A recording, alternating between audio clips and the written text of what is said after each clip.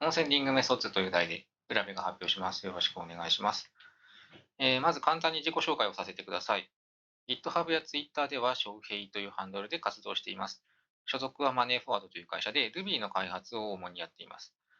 新型コロナウイルスの影響で在宅の時間が伸びた結果として今年に入ってからコミット数が増えていて、現時点で2020年のアクティブコミッター第2位になっています。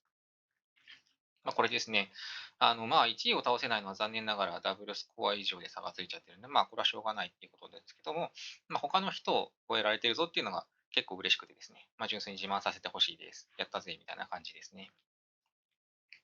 だって、自己紹介はそのくらいにして、本題に入っていきたいと思います。そもそもの前提として、僕ですね、現職で Ruby の高速化に取り組んでいるという前提をまずは言わせてください。そこでですね、去年、Rails のアプリケーションであるディスコースのベンチマークに対して、実装レベルでのプロファイリングを実施し、ボトルネックを発見しようとしていたっていうのが発端になります。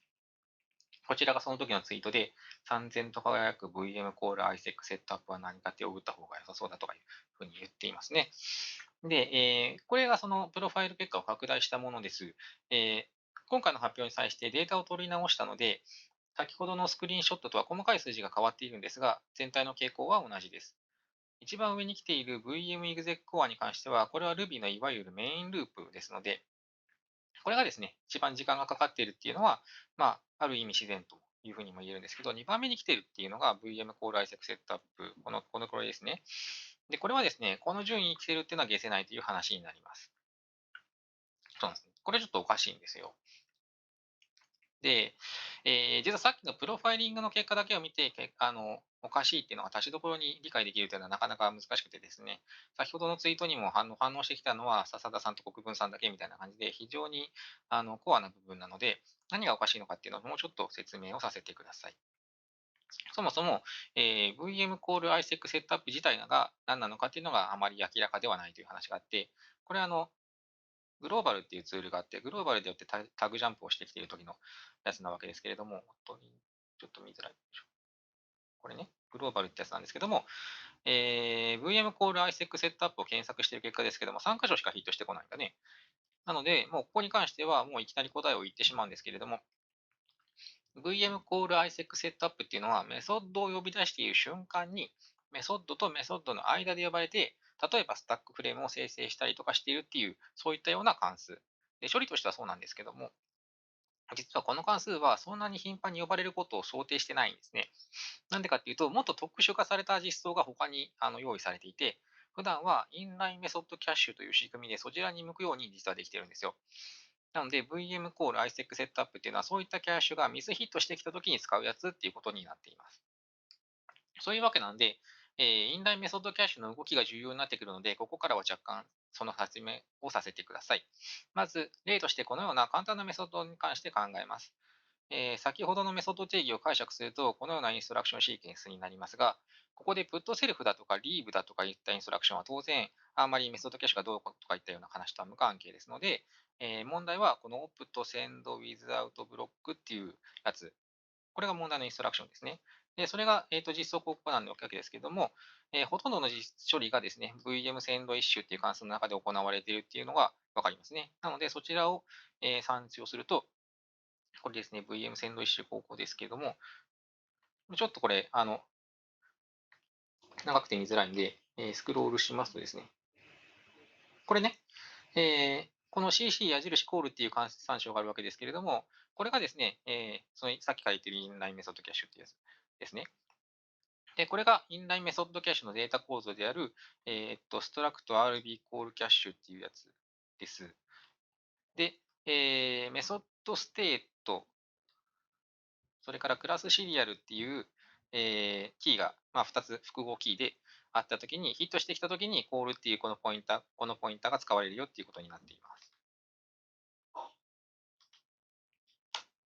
で、じゃあその CC や重視コールっていうその実際にはどの関数のポインターなんですかっていうのが次の疑問なわけですけど、ソースコードを読んでいくと、CC セットパスとパスっていうマクロがあってですね、それの中で CC や重視コールをどうも設定しているようだということがわかるので、これで引っ掛けて検索すればわかるねっていう話。で、またさっきの、グローバルでこうヒット検索してみるとですね、パッパッパッとヒットしてくるわけですけど、この2番目のところに、えっと、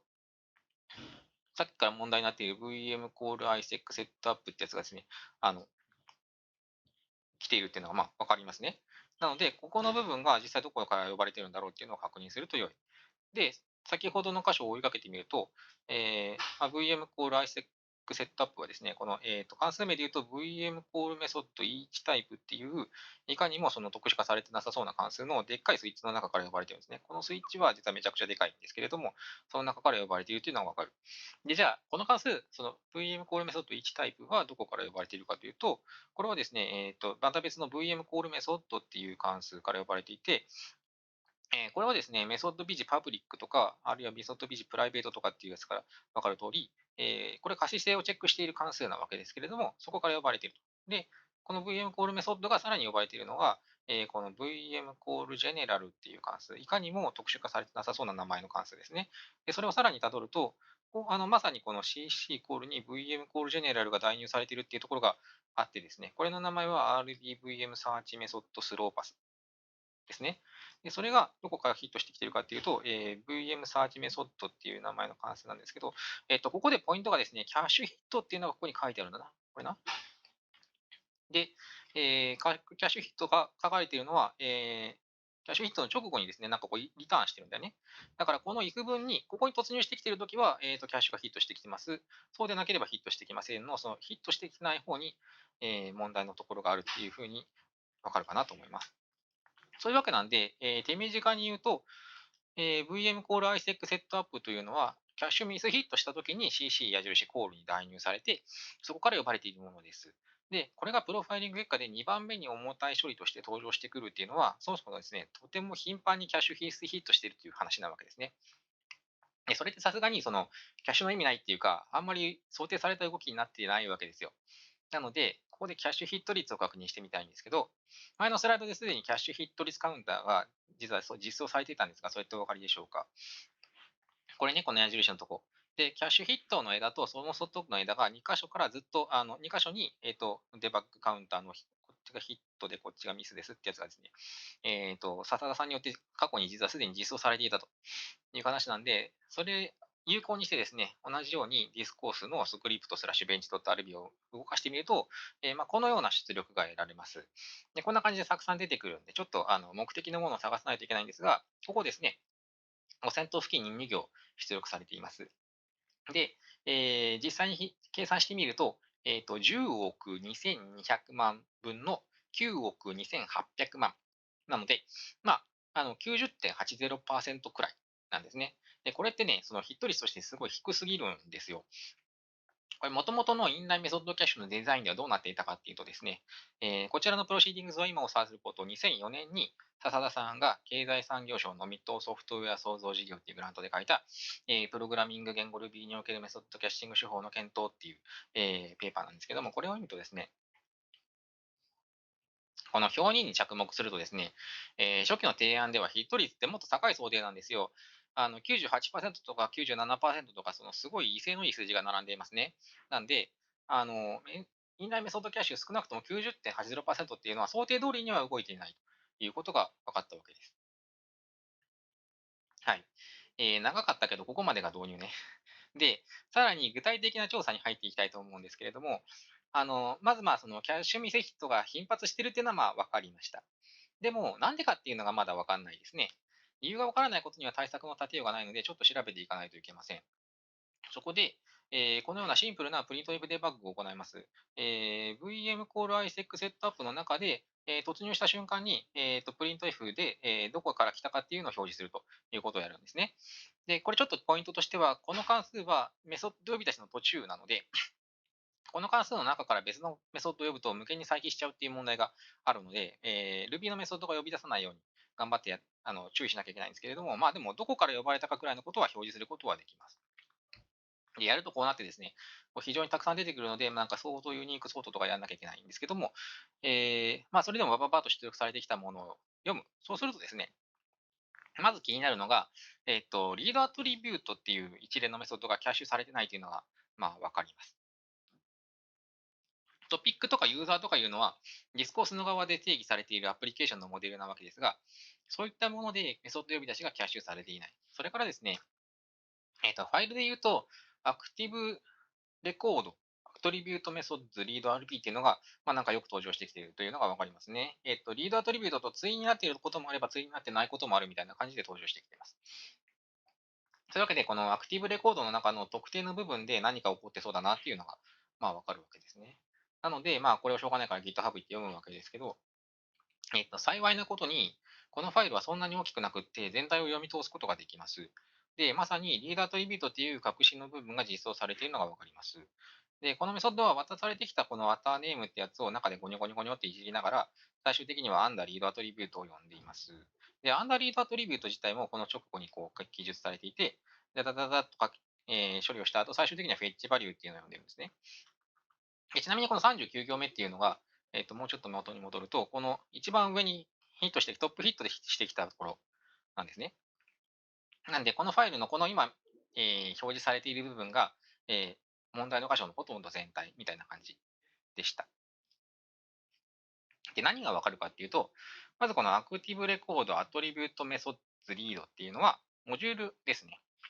それで、Rails アプリケーションのモデルクラスからインクルードされているわけです。なので、このリードアトリビュートとかいう問題のメソッドは、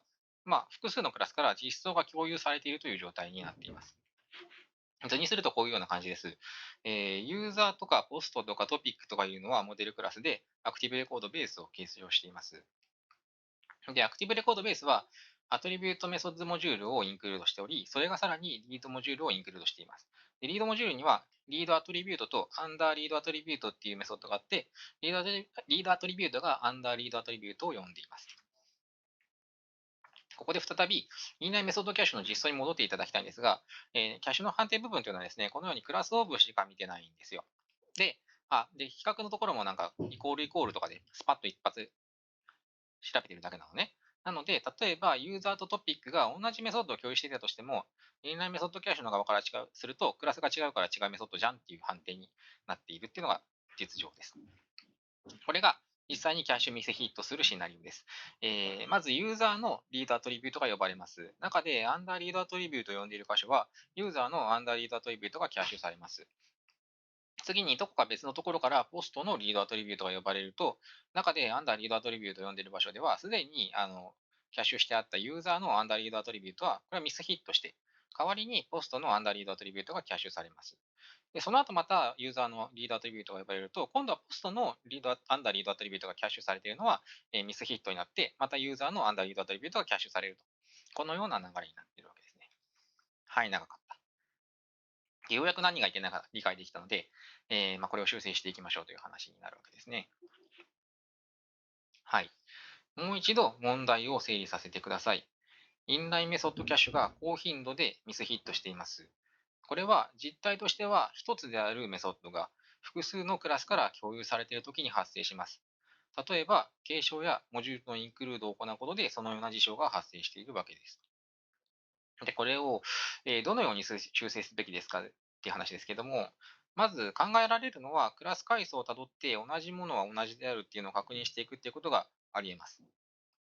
あり得ますが、しかしこれは筋がよくありません。というのも、Ruby にはですね、リファインメンツとかいう仕組みがあってですね、仮に同じクラスであっても、あるいは継承関係にある2つのメソッドクラスであったとしても、同じメソッド名が場所によっては同じメソッド定義であるとは限らないんですね。それから、純粋にですね、クラス階層をたどるっていうの行為自体がそもそも重くって、キャッシュのヒット判定には向いてないっていう話があるんですよ。キャッシュのヒット判定はキャッシュのヒット判定であるがゆえに、スパッと判定できないとですね、そこでうだうだ時間をかけてられないっていう話があるので、ポイントたどってグダグダとかっていうのはできないんですね。そこで、今回はクラス階層のことは一旦忘れてですね、ともかく、とあるクラスとそのメソッドっていうのの組をバババッと記録していくっていうことを考えていきます。新しいデザインを説明するとこうです。まずこれまでのインラインメソッドキャッシュは一つのクラスの一つのメソッドだけをキャッシュしていました。今回これを複数のクラスが同一のメソッド定義を持っている場合にも対応して、複数のクラスを一つのメソッドキャッシュで保持するということをします。で、笹田さんによると、これはポリモーフィックインラインキャッシュと呼ばれる手法に近いらしいです。で、紹介している論文にそれには詳しく書いてあるんですけど、今回ですね、僕がこれ全部作り終わってから笹田さんにこれ指摘されたものなので、手法として完全に同じではないですね。結果的に似たような感じになったというだけで、結構なんか、中身は違うっていう感じになってしまっています。これ指摘された時のツイートですね。本当にそういうことを全然知らなかったんで、これ良くなかったなっていうのですね。教訓として、問題が明らかになったところで、これ直せるぞと思って直しちゃったんですけど、そうやってすぐに解決策に飛びつくんじゃなくて、先行研究を調査するっていうのはやっぱりやるべきでしたね。すごい反省しています。で、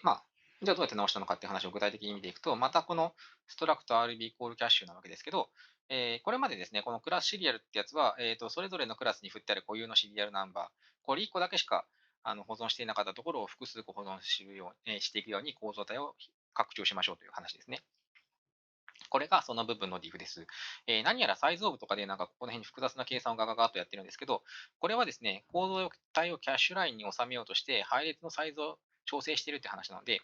技法としてはちょっとトリッキーなポイントではあるんですけれども、本質的な話ではないです。本質はこの1行だけマイナスになっているところをやめて、その代わりに配列を作りましたっていうのがポイント。で、次にですね、VM サーチメソッドファーストパスの中でシリアルを比較していたところ、これイコールイコールでやってたところですね、を新しく、VM キャッシュチェックフォークラスシリアルっていう新しい関数を作って、そっちで比較するようにしましたと。その関数の実装はこれでちょっと少々長いんですけれども、途中にですね、フォー文があって、フォー文があって、でその中でクラスシリアルを舐めながら、バババと見て、途中でなんかヒットしたらリターントゥルーとか、そんな感じのことをやってるっていうものです。実装としてはこれで全部ですね。で、実際これでどのように改善したかということを見ていきたいと思います。以下の結果はすべてこれまでと同様にディスコースのスクリプトスラッシュベンチャー RB の結果です。まず、懸案だったキャッシュヒット率ですが、このように90.80%から95.06%に4、5%くらい上昇しました。もともと98%ほどヒットする想定だったのに比べれば、まだまだ低くはありますが、一応の改善は見られたと言えるのではないでしょうか。次にですね、一番最初にお見せした、この問題だっていうふうに気づいたプロファイリングの結果ですね。で、今見ているのは従来の結果だったわけですけど、このプロファイルは以下のように変わりました。はい。VM コール ISEC セットアップが沈んだっていうのがわかりますね。で、代わりに、VM コール CFunk だとか、VM コール ISEC セットアップノーマル0スタート0パラムス0ローカルスとかいったですね、もっと特殊化されたバージョンが上昇してきているというのがわかるので、これキャッシュヒット率の改善を物語っていると思います。ちょっと、さっきのアニメーションでは見づらいので、パーフのコマンドにはですね、diff っていうサブコマンドがついてきてるんで、diff 取ってみましたと。で、これを見ると、RBID ルックアップだとか、よいしょ、RBID ルックアップ、それから、メソッドエントリーゲット、それから、これ RBVM サーチメソッドスローパス。こういったようなものが、マイナス幅が大きいっていうのがわかりますね。なので、これらは、なんていうんですか、メソッド探索関連のルーチンっていう感じですね。で、インラインメソッドキャッシュがヒットしていればスキップされるべきもの、スキップされるはずのものですから、想定通りの動きをしているのかなというふうに思います。で、最後にこれは、ベンチマークで実際に HTTP のリクエストを飛ばしてるんですけど、レスポンスにかかった時間をログから集計してヒストグラムに取ったものです。で、青が従来で、オレンジが提案手法ですけれども、全般的に提案手法の方がですね、ヒストグラムが左に寄ってるっていうのがわかりますね。特に、最頻値がここからここに向かってギューって上に左に向かって寄ってっていうのは分かってるかなと思います。一方で、最小値、ここですけど、これがね、あんま変わってないっていうのも分かると思うんだ。これね、キャッシュが、ヒットしている場合にはどちらも差が出ないっていう話だと思うんですよ。で、キャッシュミスヒットが減ったことにより、オーバーヘッドがあった部分が改善しているっていうことが分かるのではないかなというふうに思います。はい。というわけで、まとめです。定量的評価としては、キャッシュヒット率が90.80%から95.06%へ改善。レスポンスタイムでは、中央値が70ミリ秒から69ミリ秒、最頻値が69ミリ秒から67ミリ秒へと改善が見られました。また、プロファイラーの出力では、VM コール ISEC セットアップはもはやホットスポットではなくなって、より特殊化された関数の割合が上昇してきたということもわかります。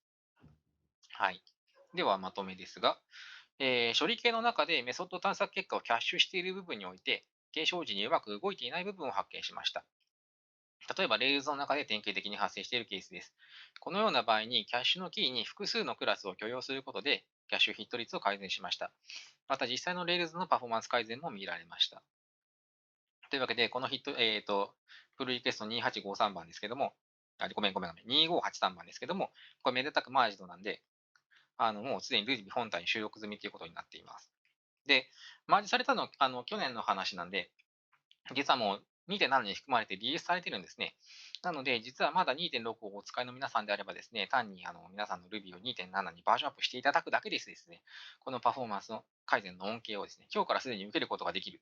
ということになっています。やったね。なので、今日ぜひお試しいただければなというふうに思います。で、よかったね、よかったねで、今後どうしていくんですかっていう話も、実はちょっとしていきたいんですけど、なんとですね、この、2888番のプロリクエストで、さっき問題になっていた RB コールキャッシュが消されてしまった。なんかなくなっちゃったんですね。なんと、このインラインメソッドキャッシュの部分をですね、笹田さんが、2.7以降で丸ごと書き直してしまったんですよね。それはなんでかっていうと、ラクター、当時ギルトって呼ばれてましたけど、が動くときに、この従来のキャッシュの部分がですね、ちょっと相性良くないんでね、あの、複数のラクターが、同時にキャッシュを入れるってことはあり得るから、それで破綻しないようにですね、アトミックに再設計しないといけなかったという話なんですね。で、その再設計の際に今回話したようなことは考慮されてないんで、なんと、笹田さんによるとですね、2.8において2.7よりも実は今ちょっと遅くなってるらしいですね。なので、ちょっとそれごめんなさい。僕今回時間なくて試してないんで、笹田さんの情報また聞きなんで、申し訳ないんですけども、なんで実はですね、Ruby 2.7が実は史上最速の Ruby でした、みたいなことになる可能性は若干まだ残っているようです。なので、あの、僕らこれから頑張って Ruby を早くしていかないといけないんですけども、例えばですね、今回説明した内容と同じものを再実装すればいいかっていうと、コピペではうまくいかない。ともかくデータ構造が変わっちゃってるんで書き直さなきゃいけないんですね。なんで、コンセプトだけ利用して、実は、実装はやり直しっていう話になってくるかなっていうふうに思います。はい。というわけで、皆さんの Ruby 2.7は早いです。ぜひぜひ使ってくださいっていうお話を差し上げました。以上です。ありがとうございました。